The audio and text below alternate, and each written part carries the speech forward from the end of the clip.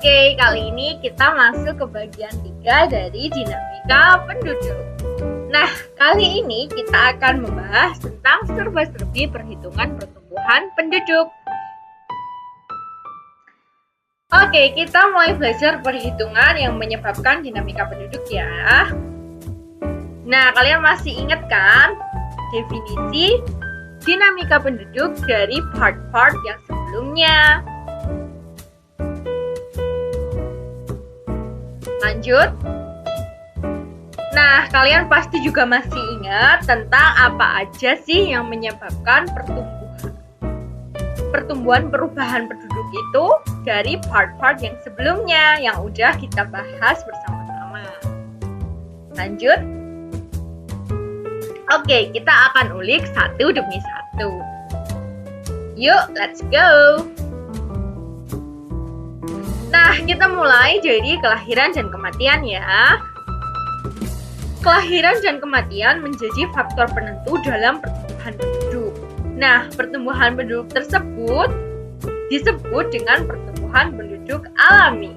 Rumus pertumbuhan penduduk alami adalah PA sama dengan L dikurangi M. Jika dibuat dalam persentase adalah seperti yang tertulis.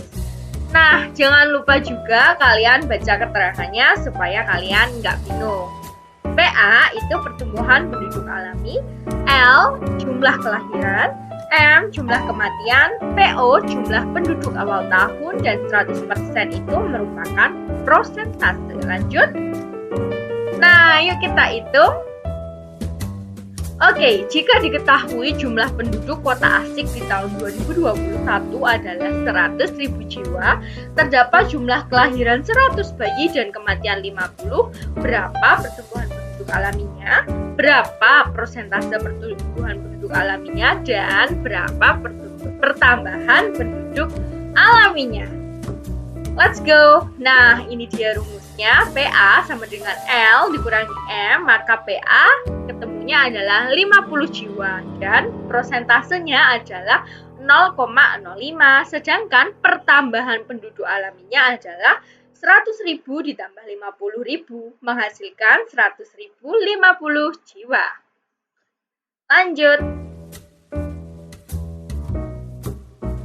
Nah, setelah kelahiran dan kematian yang disebut dengan pertumbuhan penduduk alami, sekarang kita belajar tentang pertumbuhan penduduk migrasi yang keluar dan yang masuk.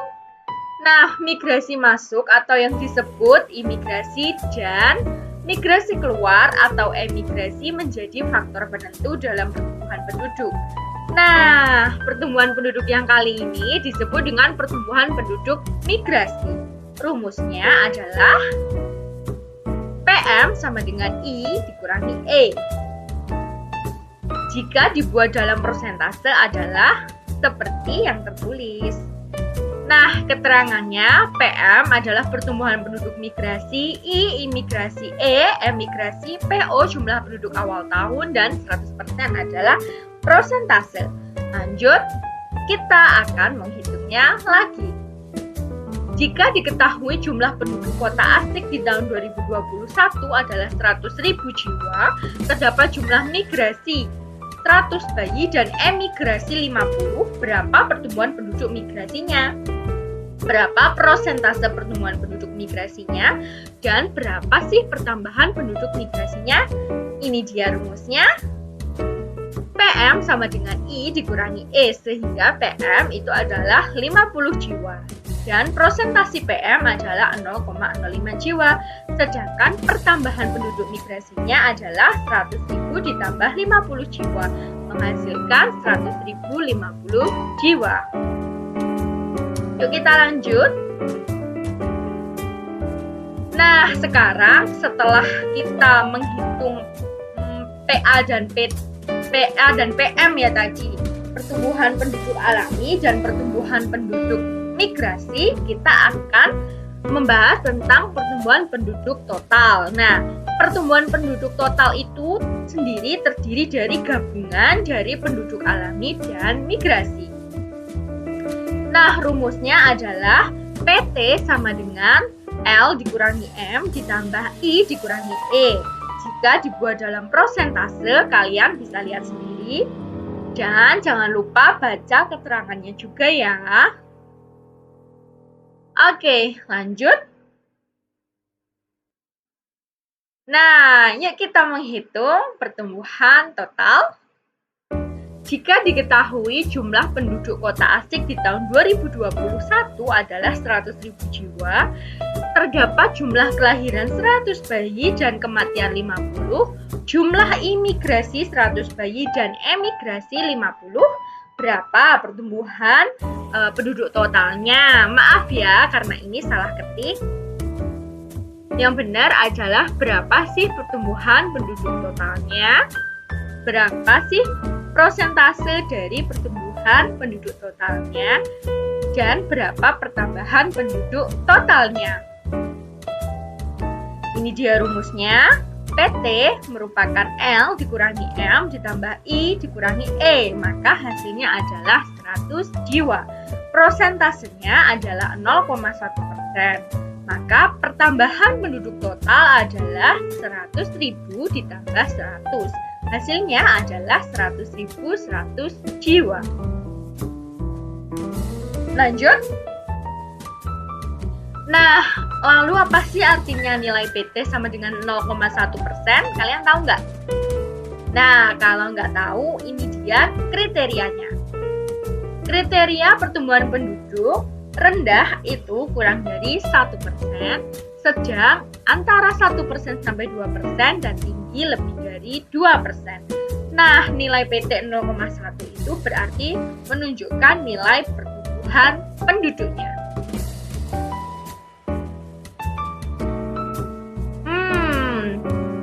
Gambaran yang dapat diberikan dari nilai pertumbuhan penduduk itu adalah yang pertama, kondisi pertumbuhan penduduk, double time, dan kapasitas wilayah. Next. Nah, mari kita ulik satu demi satu. Let's go. Yang pertama adalah kondisi pertumbuhan penduduk. Nah, kriteria pertumbuhan penduduk itu sebagai berikut. Rendah kurang dari 1%, sedang antara 1 sampai 2%, tinggi itu lebih dari 2%. Maka nilai 0,1 menunjukkan bahwa pertumbuhan penduduk wilayah tersebut termasuk rendah. Saat melihat pertumbuhan penduduk yang rendah, maka perlu melihat piramida penduduk wilayah tersebut. Nah, masih ingat kan? Itu ada di bagian yang sebelumnya. Nah, jika piramidanya limas, maka pertumbuhan penduduk tersebut merupakan nilai yang diharapkan. Namun, jika piramidanya stasioner atau piramida penduduk tua, maka pertumbuhan penduduk tersebut dapat merupakan sebuah masalah. Yuk jelaskan mengapa kok seperti itu.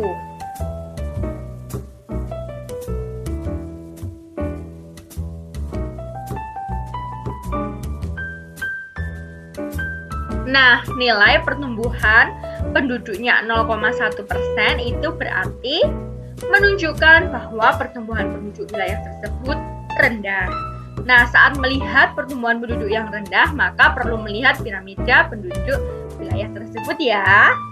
Ingat-ingat lagi, jika piramidanya limas, maka pertumbuhan penduduk tersebut merupakan nilai yang diharapkan. Namun, jika piramidanya stasioner atau piramida penduduk tua, maka perlu dipikirkan karena merupakan sebuah masalah. Nah, mengapa ya kok seperti itu?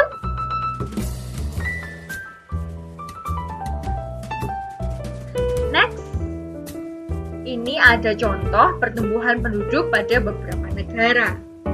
Kriteria kurang dari 1%, tingkatnya rendah. Contoh negaranya ada Jepang, Singapura, Rusia, dan Indonesia dengan 0,98%. Kemudian ada kriteria 1% sampai 2% dengan tingkat sedang. Contoh negaranya adalah Luxembourg, dan kriteria lebih dari 2% dengan tingkatan tinggi. Contoh negaranya ada Ethiopia dengan 3,8%. Next, kita akan belajar tentang double time. Apa sih itu double time? Double time adalah jumlah penduduk menjadi 2 kali lipat. rumusnya adalah seperti berikut ini. Nah, kalian bisa loh membaca keterangannya juga, disimak baik-baik ya, supaya kalian tidak bingung. Oke, kita lanjutkan. Nah, mari kita berlatih menghitung lagi. Nah, di sini sudah terdapat data-datanya ya, yaitu PT per R itu sama dengan 0,1%. Maka DT-nya 700 tahun. Jadi, daerah tersebut akan memiliki jumlah penduduk 2 kali lipat saat 700 tahun yang lalu. Lebih tepatnya, jumlah penduduk semula itu 100.000 jiwa akan menjadi 200 jiwa. Jumlah penduduk menjadi 200 jiwa terjadi saat tahun 2021 ditambah 700 tahun, yaitu tahun 2721. Nah, gimana? Bisa dimengerti? Diskusikan dengan teman ya. Nah, kalau kalian masih bingung, kalian bisa banget tulis di kolom komentar supaya tidak terjadi kesalahpahaman. Oke? Next, kita akan mengetahui berapa tahun suatu wilayah jumlah penduduknya akan menjadi 2 kali lipat. Jika diketahui tentang kapasitas daya dukung wilayah tersebut. Nah, jenis-jenis kepadatan penduduk sendiri ada kasar atau aritmatik, fisiologi, dan agraris. Lanjut. Kita akan bahas satu persatu. Semangat! Nah, yang pertama ada kepadatan penduduk kasar atau aritmatik. Penduduk kepadatan aritmatik adalah perbandingan antara jumlah penduduk dengan luas wilayah. Nah, itu ada rumusnya, KP sama dengan P per L. Jangan lupa baca keterangannya.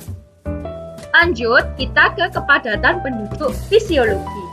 Apa sih kepadatan penduduk fisiologi itu?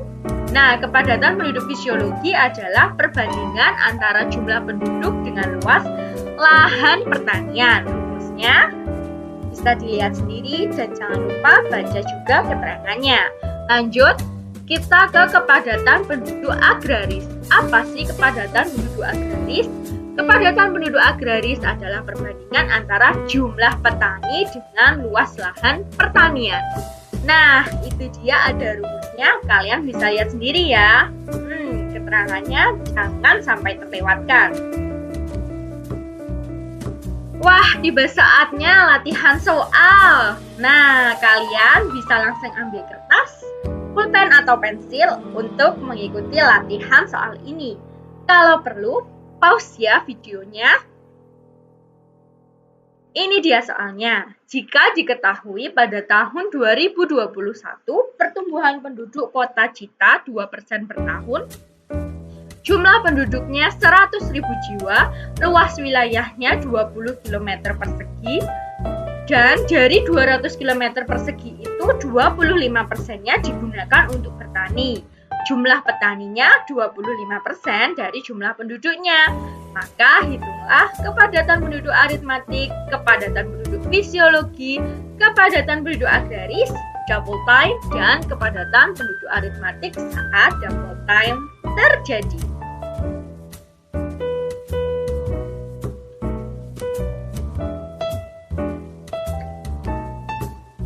Oke, kalian bisa pause pada bagian ini.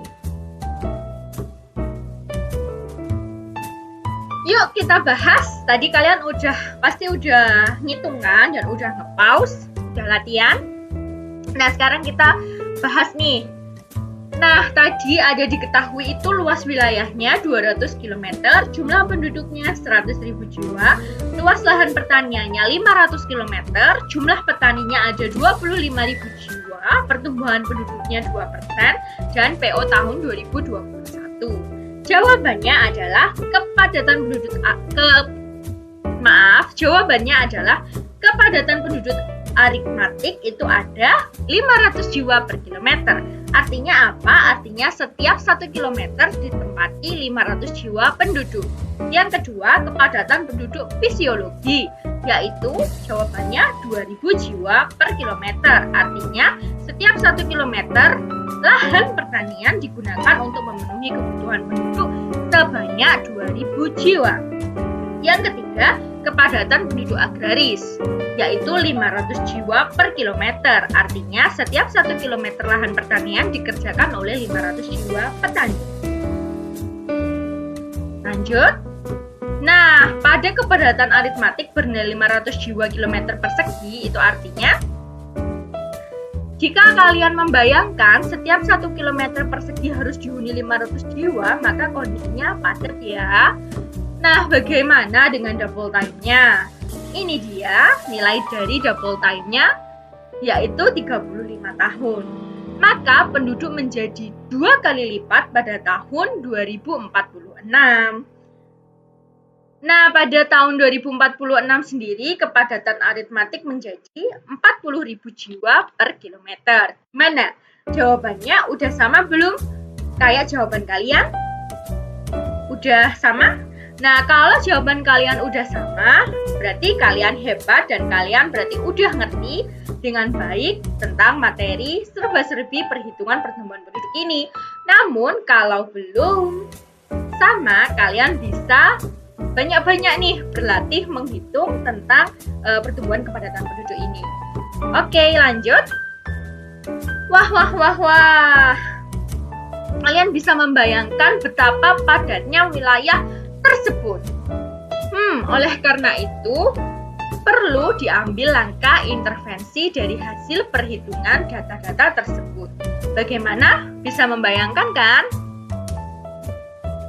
Oleh karena itu, perlu disiapkan solusi. Apa ya kira-kira solusinya? Apa coba? Coba kita lihat solusinya deh. Solusinya yang pertama ada keluarga berencana. Kemudian ada transmigrasi. Yang ketiga ada teknologi pangan. Dan yang terakhir, ayo menurut kalian apa? Lanjut. Wow, ternyata ini adalah akhir dari bagian yang ketiga ya. Tidak terasa. Nah, untuk terus tahu dan lebih memahami tentang dinamika penduduk ini, ikuti terus sampai pada bagian yang keempat yang merupakan bagian dari akhir dinamika penduduk ini. Nah, silahkan ikuti bagian selanjutnya supaya kalian tidak bingung karena terputus pada bagian 3 aja. Dan berharap bahwa kalian tidak bosan dan tidak terlalu penuh memorinya. Oke, salam sehat selalu.